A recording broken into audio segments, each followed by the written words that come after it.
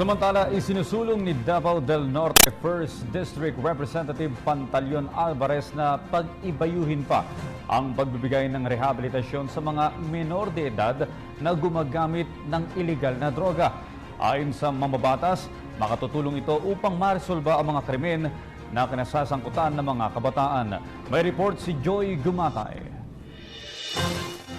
Binigyang diin ni Davao del Norte 1st District Representative Pantaleon Alvarez na ang layo ng kanyang panukalang batas na pababain sa 9 anyos mula 15 anyos ang edad ng mga kabataang papasa ng criminal liability ay upang pag-ibayuhin ang mga inisyatibang panrehabilitasyon para sa kanila.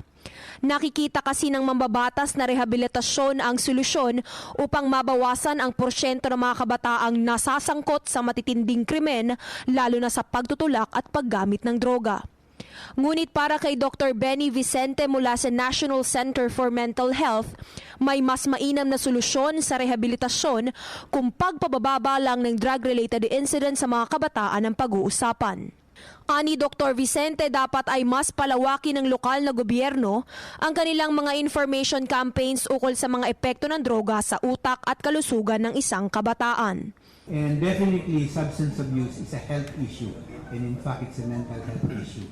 And I think we will have to deal with that, no? Especially now na maraming nagsusurrender, no? What do we do with them? No?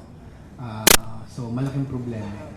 Dagdag pa ni Dr. Vicente, nararapat rin raw na magsagawa ng skills training kung papaano makaiwas sa illegal na droga at iba pang madalas abusuhin ng mga kabataan, gayong curiosity at peer pressure ang pinakamadadalas na rason kung bakit sila naliligaw ng landas. Yung sa data ng PNP, di ba? We're saying about 15% are substance abuser.